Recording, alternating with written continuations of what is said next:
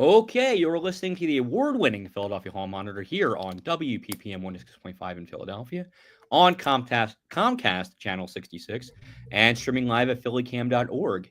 You can find us on Twitter at Hall Monitor WPPM, on our website www.hallmonitor.org, or on Facebook at PHMWPPM. Tonight on the program, we're going to talk budget. Lance Haver will join us to discuss the correlation between rising egg prices and corporate profits that are also rising. And Vanessa Maria Graber will report on the Cecil B. Moore Library conflict. Denise, how are you tonight? I'm good. How are you? I'm doing okay. We've had an interesting week so far in council watching budget hearings. And that's where we'll start off with tonight. We're going to do a little synopsis of who was in this week. And, please feel free to jump in. Okay. I have a very long PowerPoint, but what's going to happen is each of the slides are going to be kind of quick. So that's how I'm going to handle this. Well, there's no better way to do a PowerPoint. Yeah. If I can just bring it up. It doesn't want to come up. There it is. Okay. So budget hearings, week 2. Denise, you did a wonderful job last week covering week 1. Hopefully I can live up to that. So what do we have today? Well, the chief administrative officer is the first office that met this week. That was yesterday. This is a little small, but basically the CAO is in charge of a couple different offices. They do the Office of Administration, things like that. And it's, I don't know, when people ask me, I always kind of looked at it as a clearly administrative office, also kind of a planning office, sort of looking ahead. So they work with city departments to transform service delivery, being more people-centered, kind of fits with some of the things that the mayor was trying to do. And this year, and my screen is very small. Hold on, let me make this a little bigger. There we go. Their budget is going to be a little more than what it was in the past. And I think that's because they're making some transitional things, trying to do a couple different things. So they spoke yesterday. So that's the first thing, Chief Administrative Officer. All right. Office of Human Resources. We all know what that does.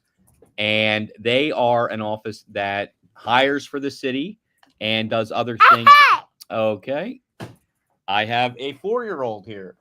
Excuse me for 1 second. There you go. There we go. All right.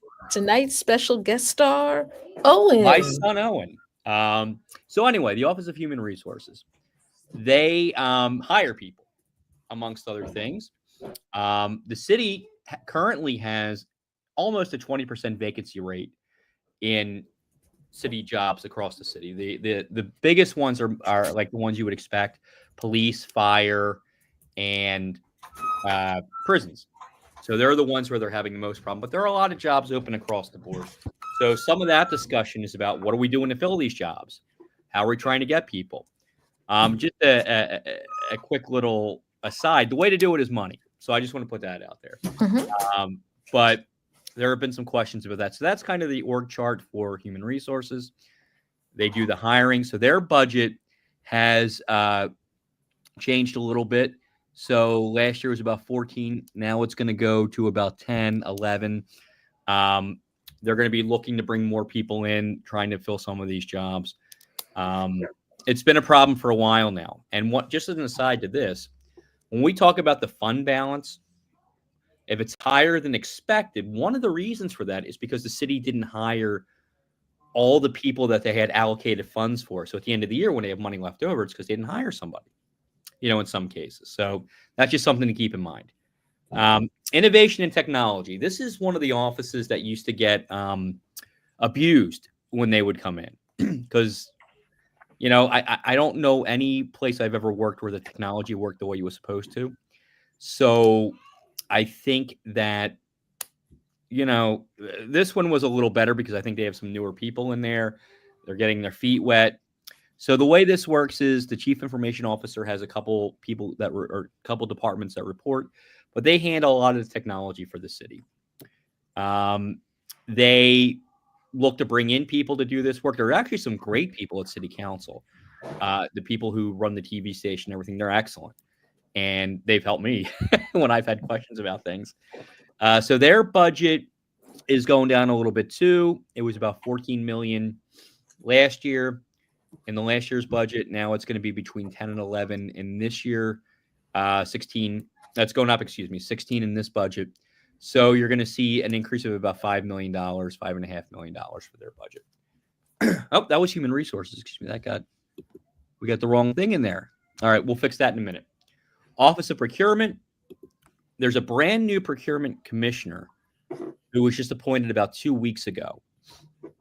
And so when somebody new comes in for a budget hearing, it can be a little, that person's a little new, can be a little confusing. What procurement does is they do a lot of purchasing for the city, contracts and things like that. Basically anything you can think of that the city needs to buy probably goes through the procurement department. Their budget and last year was about 6.7 million to 6.9. It's going to be about the same this year. So that department's going to stay roughly where it was. Brand new commissioner this year. Human Services. They do a lot of stuff. And they touch a lot of different areas. It's one of those departments that I think gets a lot of attention, justifiably so. They deal with child welfare, juvenile issues, and placing children in foster care, that kind of thing. Their budget from just the city alone last year was about 224 million. It's going to go up a little bit this year to about 229 million, kind of where it was. Important office day. And one of the things we always talk about, placements, concerns, things like that. Placements are actually improving based on the testimony we heard yesterday. Fewer interventions are needed. Some of the other things that they've been doing seem to be working. So overall, the report sounded good coming out of that department yesterday. We haven't dug into it too deeply, but just based on what we've heard so far, we seem to be seeing some improvements. Mayor's Office of Education deals with education. Now, we do have the separate school system, right? Mm-hmm. But the city itself has to have its own department to work with that school, with the school system. So they have a relatively smaller budget. There's only a couple people working there for supplies and things like that. So they're going to, in years past, it's been smaller. They're going to have more money this year. That's, I believe, is going to be given to the school district as part of what they're working on. So that's the reason why you see the increase there. Now, did they talk at all about how what's happening with the Department of Education federally could impact what they do? So that did come up. And like a lot of other things that we've discussed, and that, I'm glad you brought it up, Denise, that has come up a lot in these budget hearings. What happens if we don't get federal money?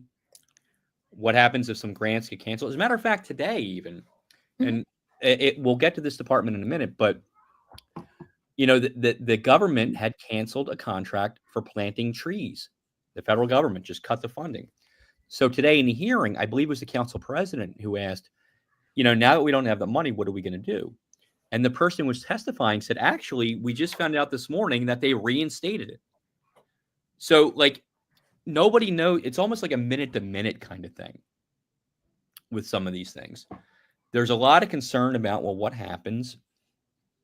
City gets almost $3 billion a year in federal funding. What happens if a chunk of that gets cut off? What do we do? And that's a whole other conversation about the tax cuts and all that kind of stuff. That's an interesting discussion that we will continue to have. But yeah, if the education department is actually destroyed, which I don't think they can do legally, but who knows? Who knows if they'll even abide by any judicial ruling? It could have ramifications here, I think, particularly around issues of equality, services for students who might have different needs. Those are the issues that I think I'm most concerned about when it relates to our school district, because a lot of those standards and all of that funding comes from the federal government, and people who are advocating for the termination of the Department of Education will tell you, well, the states can handle it. I don't know that that's true. I look at state government right now, and I think they're probably already pretty spent and pretty taxed. So I don't know what else they could really do. It's just another thing we have to keep an eye on. Department of Sanitation, one of our favorites. So, and I mean that. I love the sanitation department. So there's a lot of different offices in there, a lot of different things they do, recycling and things like that.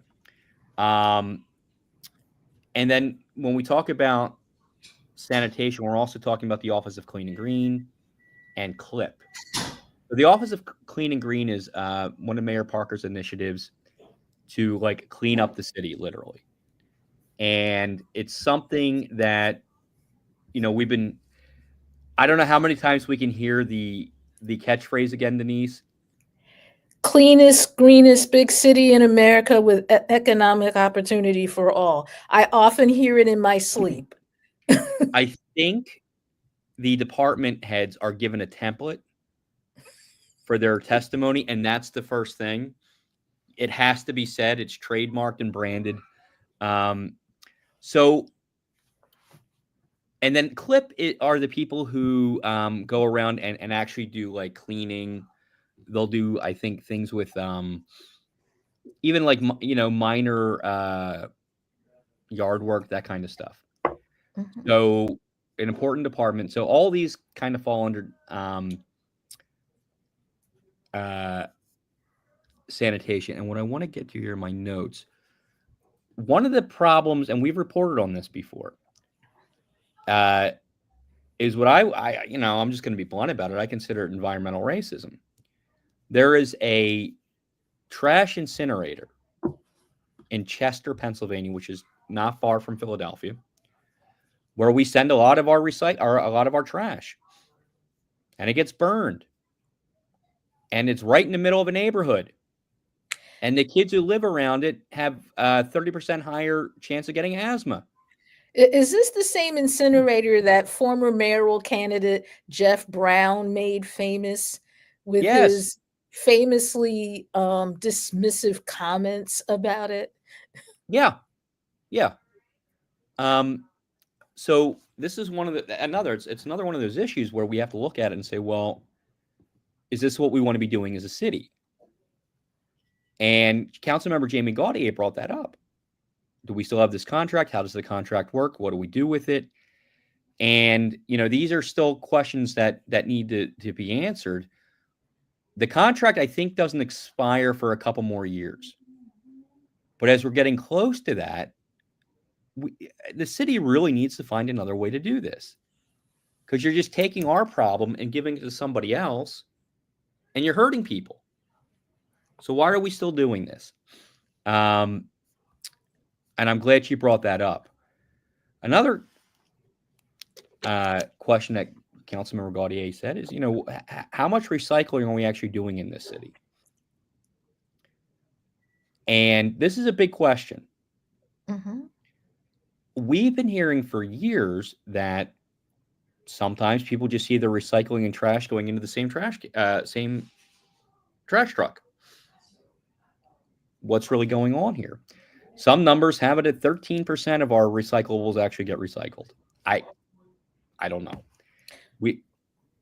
Well, I think that part of that is, and I know this just from my own experience from being an apartment dweller in Philadelphia, we don't always know when recycling is going to go out or when it's supposed to be put out. It's never consistent. we're told 1 week we put our stuff out 1 week and it's still there when we come home from work the next day, and you're like, why is this still here? It was supposed to be gone. And then it actually shows up the truck actually shows up the next week, but you didn't know it was coming the next week, so you end up with like a month's worth of recycling, and you try to get it all out by the end of the month, and most of the time you can't get all of your stuff out by the end of the month. So you just become frustrated and say, you know something, I'm just going to put it all in my trash bin. Mm-hmm. Yeah. And that's become a bigger problem. It used to be that even when if they did pick up the recycling, they could make money off it because they would send it overseas to people who would reuse it, usually to China. And now the Chinese have said, well, we're only taking certain things now, which means now it's a deficit. Mm-hmm. Now it costs us to deal with the recycling. So I think that might be one of the issues here. So there needs to be a better way to handle that as well. And the answer is not burning it, if that's And the thing is, it may be even more expensive for us to send certain recyclables overseas because of what's going on in Washington. The president just announced another 10% across the board tariff for anything that comes into the United States. Yeah. So, if you don't think that there's going to be some form of retaliation by literally everybody Mm-hmm. in terms of tariffs, um, getting stuff out is going to be just as hard as getting stuff in. Yeah. And we'll see how, I think we're going to know a lot more about that even tomorrow, probably. So sanitation budget, pretty big, about 171 million last year, about 172 million. This year is going to be about 180 million or so. So an increase of about $8 million. And part of that increase is because they're piloting twice a week trash pickup in certain parts of the city, and that pilot is looking to expand. So I think that's part of the reason why you're seeing an increase. Next department, the Energy Authority. This is really interesting, I thought. This was a highlight for me today. So what they do is that, and we've meant to have the head of this department on for a while. We really should maybe this spring talk a little bit about what they do. So they're looking for ways to sort of create green energy in the city, right? Increase knowledge about green energy, how it works, and maybe on new construction projects. And I thought this was really interesting. Each city dollar that we invest in green energy has a 75% or $75 return on investment. Wow. That's amazing. It is. Once again, and they don't have a very big budget, right? I think they're asking for $10 million this year. And comparably speaking to other departments, that's small. However, again, we're looking at federal funding concerns. Is green energy going to be even something that is, and are there any incentives for people to do this now? That's a whole other question. So nobody really knows. They were getting some grants too. And, they're worried that money may not come through. So there are a lot of questions with that right now. See, this is an illustration. What's going on with all of these departments is kind of an illustration on why grant money, while it's nice to have and it's nice to get and it's nice to apply for, you can't necessarily build a program around it. No. Because if the grant goes away, there goes your program.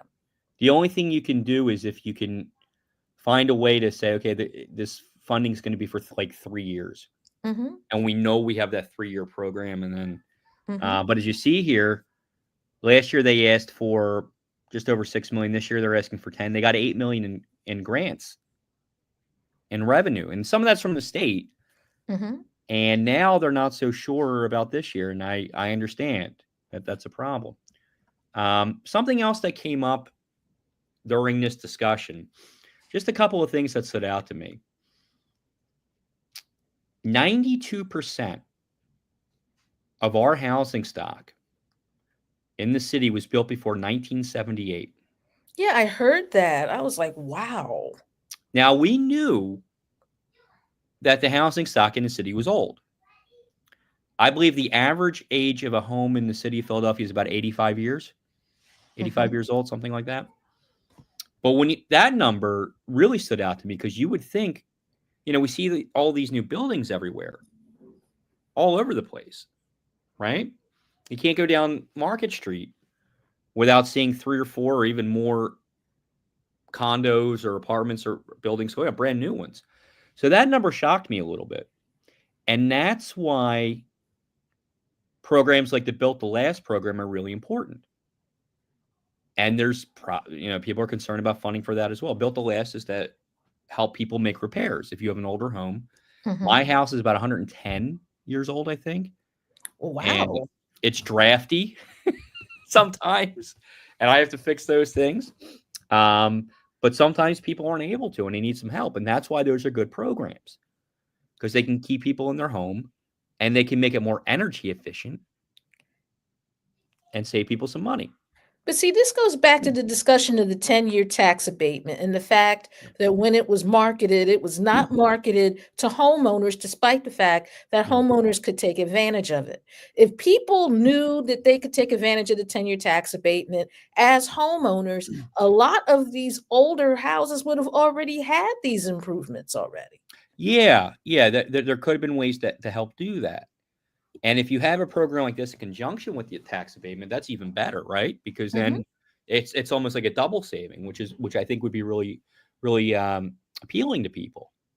And it was never really packaged that way, and we've had similar discussions, and Lance has talked about this a lot, where like the TAP program and things like that aren't fully utilized because people just don't know about it. There's a lot of things that people don't know about. What was the one we were talking about? Oh, the wage tax refund. People don't know about it. I think there's only like 6,000 people in that program throughout the entire city.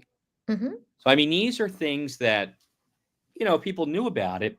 And if you qualify for a few of them, all of a sudden that really starts adding up. And that can help.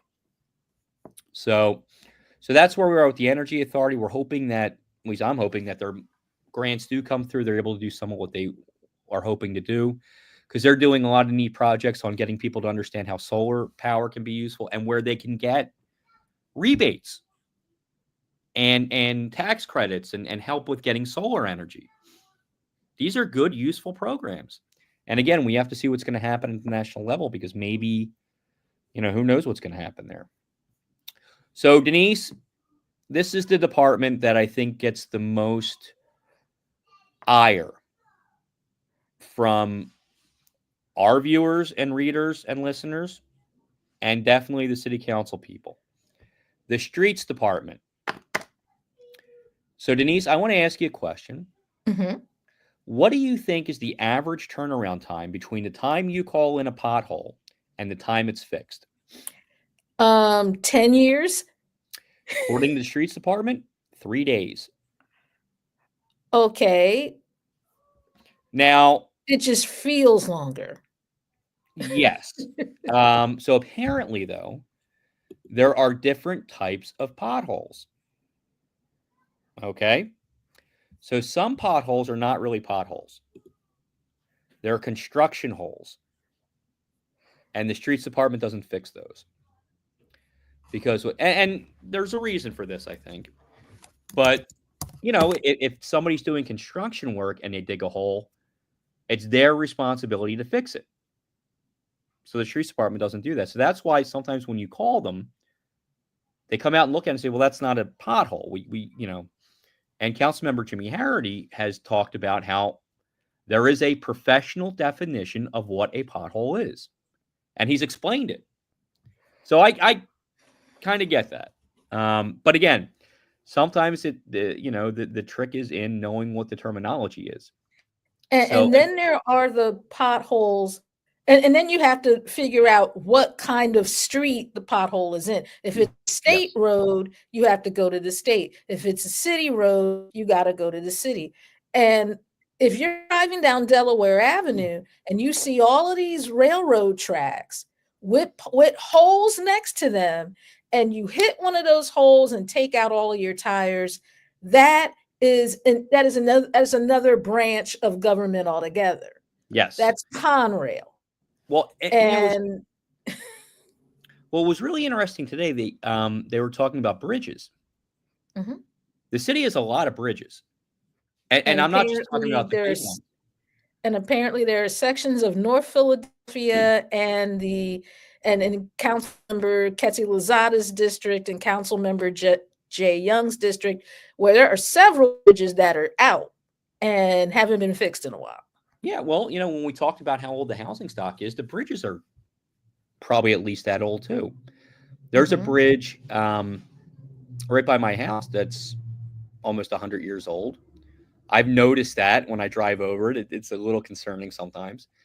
But, that's a whole other set of questions where you say, well, what about this bridge? And the city says, that's not our bridge. That's PennDOT. Well, then who do I talk to about that? You got to talk to PennDOT. So, all these things sort of have weird little twists and turns to them. So the streets department, Denise, let me pull it up here. They, deal with the roads. That's what they do, transportation. Their budget is significant. Last year, about 80 million. This year, about 79 million. Okay. So they pave, I want to say about 30 miles a year is what they redo. A lot of their budget actually goes for ADA compliance. So curb cuts and things like that they have to do. So, and just to give people an idea of how things cost, I think I've told you this before, Denise. So if you know the answer, pretend like you don't. How much does it cost to put up 4 traffic lights on an intersection? That's a good question. How much do you think? Like $50,000 maybe? Between $750,000 and $1 million. I've obviously gone into the wrong line of work. So I had no idea. And when somebody said that, I thought, well, why? What? How does this work? And they explained it to me. Somebody from the streets department said, well, it's you have to buy the lights. They're expensive. You have to do the wiring. The concrete costs a lot because it's a lot of concrete to keep them in the ground. So streets department, they do a lot, and all that stuff is really, really expensive. And let's talk a little bit about the water department. This was the last one, I believe, from today. We've talked about the water department a lot on the show, particularly over water rates, and Councilmember Kendra Brooks did ask about water rates in this hearing. It was one of the last things. So we haven't had time to sit down and analyze the answer yet. We are going to do that and have more on it for next week's show because it literally ended at 4. I got home, picked up the young child you saw on the show a minute ago. So we are going to go over that.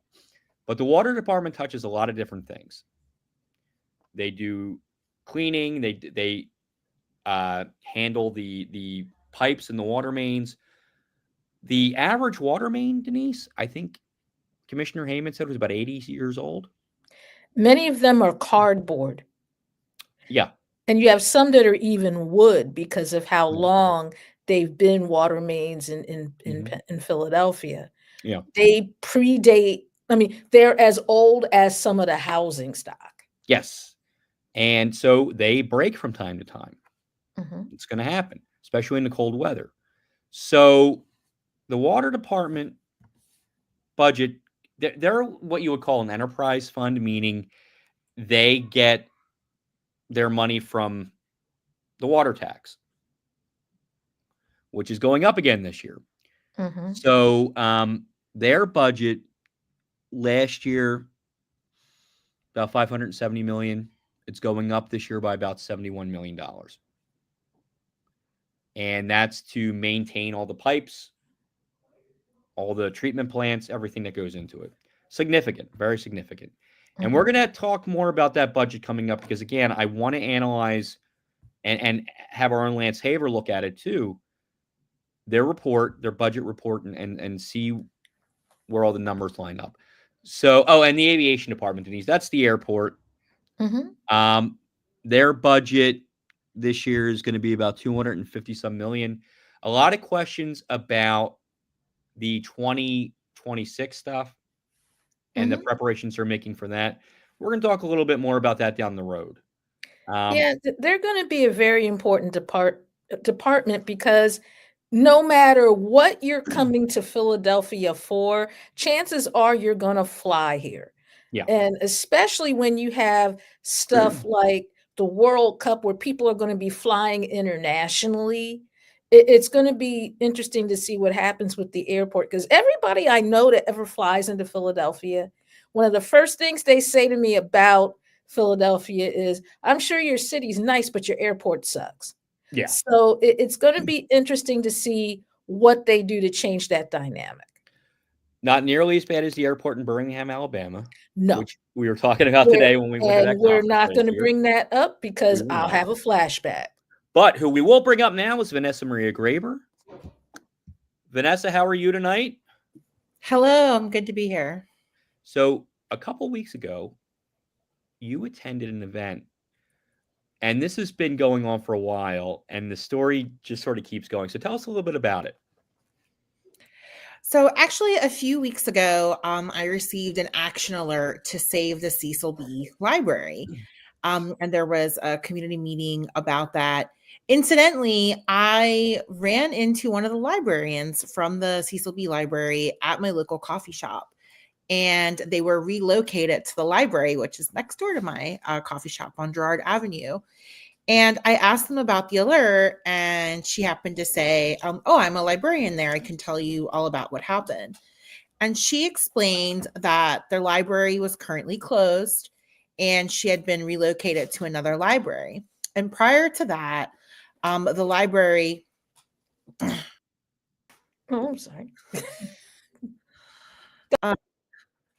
Prior to that, she had prior to that, the library needed renovations for its HVAC system. And so for over a year, the library engaged in a community planning process, which was led by Rebuild. They were actually able to get funding from Rebuild, which is a city agency that does renovation projects like this, in order to secure millions of dollars to do the renovations. Part of that engagement process involved meeting with community members to understand what the needs were, to involve them in the making of the blueprints and making decisions around how the new rooms would look like and what they would be used for. And so those renovations were scheduled to begin in October of 2024. Right after that time passed, the staff of the library received notice from Council Member Young's office saying that the renovations were no longer going to be taking place and that there was an alternative proposal being considered. That proposal included demolition of the library and the building of a new library on the first floor of an apartment building. And so, of course, that caused a lot of concern amongst the staff there and the librarians. The library continued to be open throughout the wintertime. Of course, when January hit and the temperatures were really low, they were unable to keep the library open. And so they did have to close because they did actually need those HVAC renovations. Since then, the library has not been reopened. Now, when they were planning with Rebuild, the staff had made arrangements to have a satellite location and to have some of the materials moved to other places so they would still be accessible. And right now, as it stands, that is not in place. And the people of the Brewery Town, Sharswood neighborhoods no longer have access. And so for folks who are not familiar, that library is located at 28th Street and Girard Avenue in North Philadelphia. And so I was very curious to hear about this alternative proposal being presented by Councilmember Young. And these community members, friends of the Sharswood Library, along in a coalition with many other grassroots community organizations, organized a town hall community meeting with folks from the neighborhood to be able to hear from Councilmember Young directly and his plan, and also to hear from community members who were concerned about the library. And so I was able to attend this meeting and listen to the voices of people in the community. And I got to tell you, Larry, that people were not very happy with Council member Young, and people were actually quite outraged and demonstrated a lot of negative opinions about his proposal. His proposal was about 10 minutes long. He went over, and people were, chanting angrily, like, your time is up, your time is up. And then during this Q&A section, that's when community members went in, and it wasn't pretty. Like, I kind of felt bad, listening to the ways in which they felt this proposal was harming the community. So I have a video here. It's about 12 minutes long. So let's take a listen.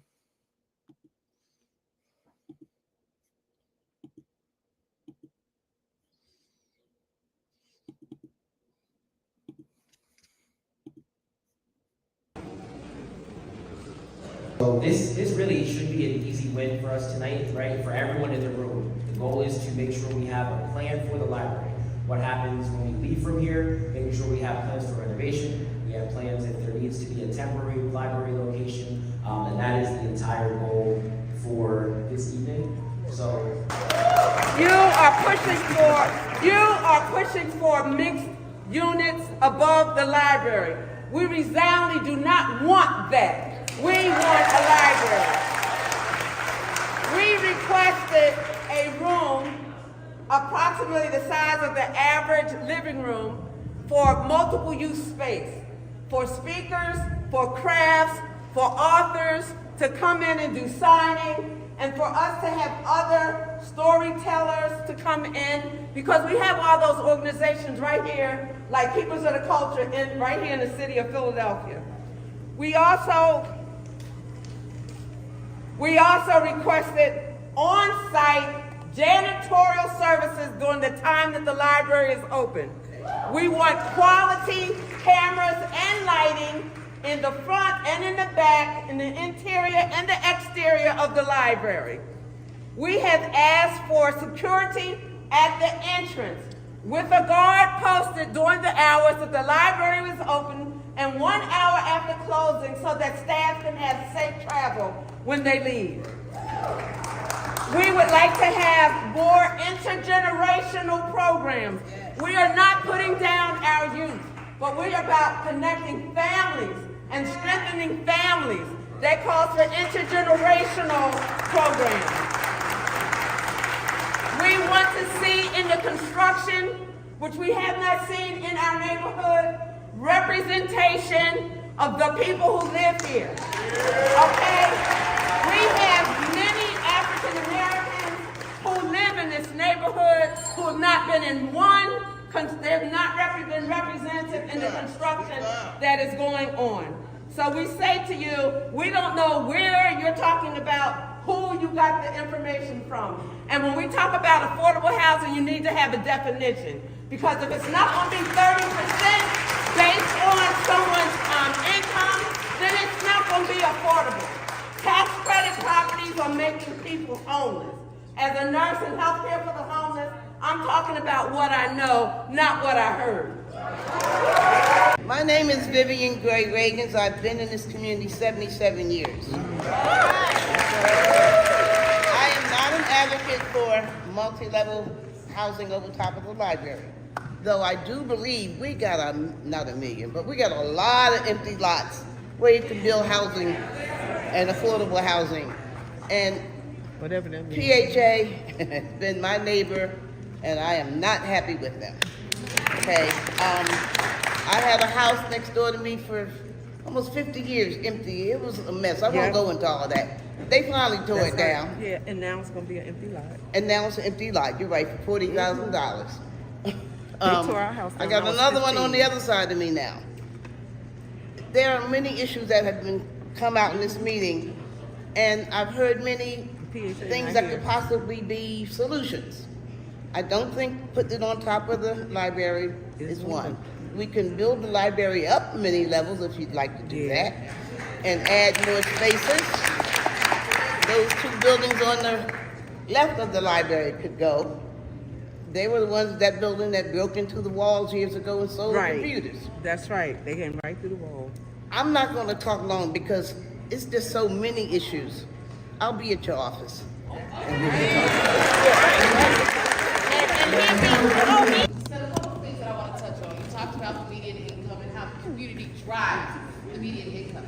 But when you gentrify a neighborhood, that means the income of the neighborhood changes. So what was affordable before is no longer affordable. The second part is, as I was looking through the brochure, there's $10 million to do the project right now. And then there's a very small thing in there that says like $20 million being floated, I think yourself, contingent upon, and this is my question, is it contingent upon housing being placed on the library? Because if it is, you can keep the $20 million, give us our key, and build the library. No, that $20 million is not contingent upon housing. That $20 million is contingent upon a new space, right? That's the minimum it will cost to build a new space at that particular library, right? So that's what that's for. And regarding the AOI is offset by, particularly sometimes by the region. And yes, I didn't visualize this neighborhood. So, right, like, I know what this neighborhood was like 20, 30 years ago. I understand it completely. When there was a KFC down the street, right? That's how it was. I remember going to that KFC as a kid, right? So I understand the history in this community. And we want to make sure that we look for the future of the community as well. Hi, this is a comment, so please do not tell me anything that you've already said repeatedly. My name is Najee Royster, and I am actively against building housing above the library. I'm going to make this quick so I don't have a lot of time, so preferably if you have a pen and pencil, write this down because I will be following up through email. One, I want to know if you are aware that you are engaging in the same disenfranchising tactics that capitalists and supremacists and patriarchs engage in. You are intentionally talking to these people as if we don't hear the double talk. You yourself admitted that you are an attorney. That means you are a professional slick talker. And let me tell you that I am not joking. It is because that's what you have been doing this whole time. We said no to the housing, and you keep wanting to give us options that we said are not acceptable. I also want to know if you are aware of what is happening in this country on a large scale. Because the reality is they are working hard to disenfranchise everybody that is not a white cishet male by disturbing a library, by adding housing on top of it that's not going to be affordable. Because I grew up as a PHA child, and the housing is never affordable. It is going to continue to not be affordable. I would also like to address the fact that you keep saying that you're not making money, but the city does make money when every time they allow Temple to buy housing from black and brown folks that have been here. So if you want housing, stop giving it to Temple, stop giving it to Drexel, Jefferson, and all the other universities in the city, and build housing there, because we need a library. Do you know how people get disenfranchised? Do you know how they stay oppressed? By not knowing their history. Where do you learn that history? When the education in Philly is unfortunately kind of trash? In libraries. Do not tell me you agree. Do not give me that look and nod like you go on with what I'm saying, when everything I've heard you say and everything I've heard about you, this is my first time meeting you and I don't like you, because everything I've heard about you has been a problem. And it is not our job to worry about what debt the library has incurred. It is not our job to handle housing. We elected you to do that job, so stop telling me the options. Stop telling me what you think you're gonna do, and tell me straight up, are you gonna do your job or not? Because like Homegirl said, we elected you in and we will kick you out. Do your job or get fired the same way y'all fire everybody else. I'm done. Very clear about what they wanted. They were very clear that they did not want the house. They were very clear that they wanted the fastest plan to reopening the library. They were very clear that they thought that the existing resources were enough. That is what I heard from the vast majority of people who are here. And while I respect that every person has a voice, the voices of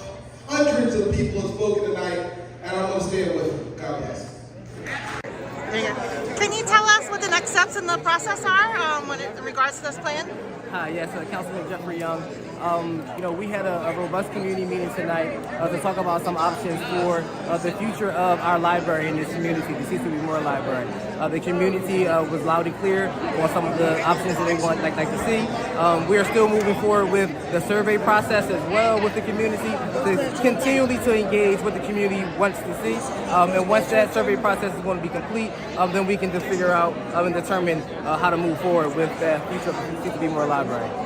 And just to clarify, Councilman, you're committed to meeting with community members and other city officials about a temporary plan for the library? Absolutely, yes. We've had conversations and discussions about temporary spaces for the library, and we want to make sure that the library does not lose services, that this neighborhood does not lose services that it desperately needs. And for folks who weren't able to make it tonight, how can they continue to engage with you on this process? They can always reach out to my office. Again, we have a survey that they can take in order to continue to engage. Call my office. We'll be able to send them the survey. They can come to the office and take the survey as well. Okay, thank you so much. Of course. Okay. Okay, can you introduce yourself and tell us your name and your organization? Yeah, my name is Sierra Freeman. I am the lead for youth and education for Brewerytown Sharswood Neighborhood Coalition. I am also a lead in the Save the Cecil B. Moore Library Coalition and a leader within the Save the Cecil B. Moore Library Greater Coalition. And can you tell us really quick what happened here in this room tonight? Yeah, tonight we had a town hall in the community. We had a ton of members. Where we're standing right now, this area holds 500 people, and we had people in standing room. So we had a meeting with the community groups and the councilmen to talk about what's the future of the Cecil B. Moore Library. Thank you so much. Yeah, thank you. Hello, can you tell us how the meeting went tonight?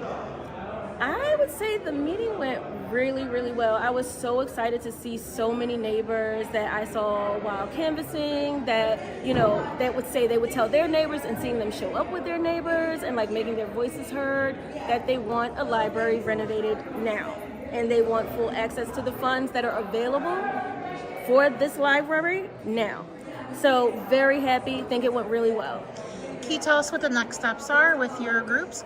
Yeah, so the next steps are that we are having a meeting every first Thursdays, we're having a meeting at Vaux Big Picture High School at 6 p.m. That's on the corner of 23rd and Master, entrance on Master Street. So we'll be debriefing with the community about how this went and talking about our next steps. And if the city council member decides to go through with these other plans, how does the community plan to continue to organize?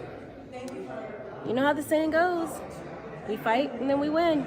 So we will keep at it, He has to hear our voice. He's our elected official. He's supposed to be the voice of the people. We are going to hold him to that. Do you have any lingering questions after this meeting has happened? Only question is, how soon can we get the renovation started? Great. And if folks want to engage with you, they're not able to make the meeting, what's the best way to do that? Yeah, go to our Linktree, linktr.ee/BSNC Philly, or go to our Instagram at BSNC Philly. Okay. All right, that was the coverage from the meeting. The next step is they're going to have a community rally on Saturday, April 12th at 12 p.m. at the library. And so far, the organizing group has reported to me, they followed up with an email today, and they said that even with several attempts to contact Councilmember Young, he has not yet provided information on a satellite site. He has not responded to some requests to meet with the public. And he has not said that he would go through with the rebuild renovation plans. So we'll wait and see if the library reopens at some point and what will happen with that project. All right. Well, Vanessa, thank you so much for doing that. Thank you. All right. And now I'd like to bring in Lance Haver, our consumer reporter. Good evening. How are you? Good, Lance. How are you? I'm fine. That was a great report on the library. It is nice to see so many people demanding library services. Mm-hmm. So I wrote about egg prices, which maybe isn't a surprise. For those of us who shop for eggs, it has been really a kind of a shocking few years. And I have a slide I'd like to bring up if I can. Maybe it won't be that easy. There we go. Nope, that's the aviation department, not eggs. But anyway, egg prices have been going up and been going up and been going up. Come down a little bit and then they go up. And what we're told first was it was Biden's fault. And then we were told when Trump took office, he would lower eggs on day one. And then we were told, no, it really was avian flu and the bird flu. And that's what caused the prices to go up. And now we're told that President Trump has a plan to bring down the egg prices. Now, I don't think anyone was surprised that on day one, egg prices didn't come down. And for those of us who didn't grow up in farms or around farms, it may be hard to really understand some of what's happening. But the reason why the egg prices have been going up isn't because of the bird flu, the avian flu. And it's not because of Joe Biden, and it's not even because of Donald Trump. It's because of Ronald Reagan and Bill Clinton. That's how long ago this started. What has happened is the industry, the egg industry, and it's kind of strange to think about it as an egg industry, has been consolidating with the major players buying each other up, buying each other out, and putting other people, smaller farmers, out of business. And what that's allowed them to do is to control the egg production, control the egg supply, control the egg prices. So again, it seems a little strange, but at one point in America, there were many different types of breeds of chickens you could get your eggs from. Over time, what has happened is the genetics of the hens has actually become a patented item. And with the consolidation, there's really only two companies that own the patents of the laying eggs, the laying hens. And what they own is the genetics, so that if you're an egg farmer and you want your chickens to reproduce, you can't do that any more than a corn farmer can use their corn seed to replant, because you're now, instead of owning the hens and owning the ability to make your own decisions, you are forced to buy those hens from these companies that own the patents. And they are basically what's called vertically integrated, meaning they own the eggs, they own the hatchings, they own the chicks, they own what they're called pullets in the next stage, and then the laying hens. They own the chicken feed, they own the distribution networks, and they own the farms. And they can own the farms in two ways. They can actually own them outright, which is how the majority of it happens, or they can contract farm, which is what a number of the industry does when it comes to buying chicken meat, not eggs. So what we've seen is this tremendous consolidation of the industry. And because of that, egg prices continue to go up and up and up. And we know that this is true because even though they want to blame it on avian flu, the bird flu, we know that the bird flu was not responsible for most of the prices. Now, this isn't a Bobby Kennedy Jr. discussion about how serious or not serious avian flu is. It's not even a Bobby Kennedy Jr. discussion about what we should do about avian flu.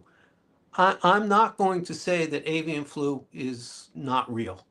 Birds get avian flu, they die from avian flu. The consolidation of the industry, though, has presented a very real problem with so many chickens in factory farming being so packed together that the chickens themselves are more susceptible to getting sick than ever before. And because instead of having, let's say, 1,000 farmers with each one having 1,000 eggs or 1,000 laying egg chickens, we now have one farmer that has 100,000. And so if that farm gets infected with the bird flu, the solution right now, what we believe as a society, is that they use a polite word. They say we have to cull the chickens. And what that means is the flock has to be destroyed. They're all immediately killed when one bird turns up. But the more consolidated the industry is, the more devastating to the production one of these farms getting infected is. So you would think, well, that's kind of sounds like that's the problem, until you actually look at the facts of how little egg production was affected by the avian flu. And there's a reason why, even though the flu exists, and even though the factory farming makes it more likely that the entire flock will be decimated. But the reason why we know is because the US Department of Agriculture, which in the Trump era may no longer do this, but in the past and up until today, keeps track of how many eggs are produced in the United States. And the egg production is only down by roughly 3%. Yet the prices are up by 50%. And if those of us who shop in supermarkets, and again, if you go to Reading Terminal and you buy directly from the farmer, the eggs are still there. But if you go to a supermarket, many supermarkets actually have times when there are no eggs on the shelf. And the story I wrote had a picture of Mom's Market, which is not a major Acme or one of the major chains, but it's not nothing. You know, this is a significant part of the supermarkets in our region, Mom's Market. They had 0 eggs on the shelf. It wasn't just that they were twice what they used to be.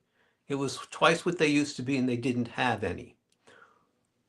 And that would suggest that the egg production is well down. But the USDA says it's not true. It's only down by 3%. And there's a reason for that. Even though the bird flu went through the flocks, it didn't happen all on day one. So here's what happens.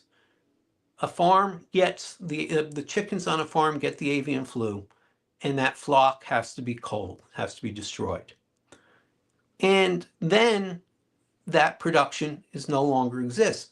But that farmer goes out and contracts with the people who own the patent for the chicks, who buys the chicks, and they bring them back in and they start raising them right away. And chickens are one of those flocks. And a better example of this can be seen in Heifer International, which is an organization, it's a charitable organization, but they try and help third world farmers develop cash crops. And one of the crops they really like are chickens, because the time between when a chicken hatches and when it produces eggs is 3 to 6 months. And I say 3 to 6 months because it does depend on what kind of chicken it is, and it does depend on the growing conditions, and it does depend on somewhat the individuality of the hen. But it's a very relatively short time between when the chick hatches and when the hen produces eggs, as opposed to, let's say, a tuna, which may take years to reach a harvest side. A chick, 3 to 6 months, and is back in production. So the production hasn't really gone down as a result of the bird flu. Yes, the birds were destroyed, and yes, people bought more chicks, and that had a cost associated with it. But the real problem was that the supply chain, the monopoly power of the people that own the hatches, and the monopoly power of the people who were selling the eggs was so strong that they could stifle the egg production, and they did that in several ways. First, the people who hatch the eggs, who own the genetics for the hens, they actually refused to sell the same number that they were selling in past years. And it's kind of like what happened in the energy crisis in California, or what sometimes happened with oil companies. If the monopoly power can create a shortage and force prices up, that means that their stock, whatever they have available next, is worth even more.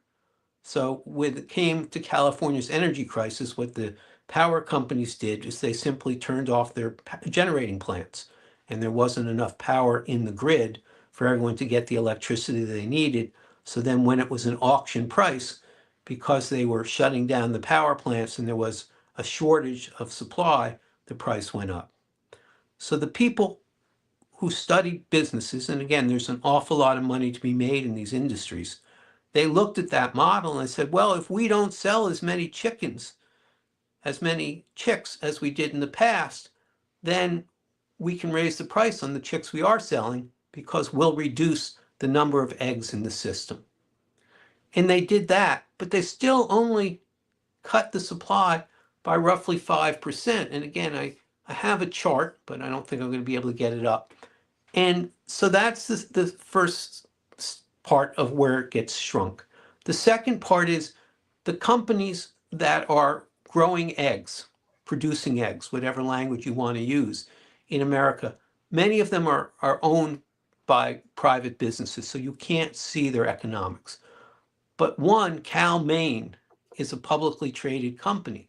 So we can see what's going on because they're on there. You can buy shares of the company on the stock market, which means they have to report their profits. They have to report their dividends. They have to report their economic situation. So they're mostly in the southeast region of the United States.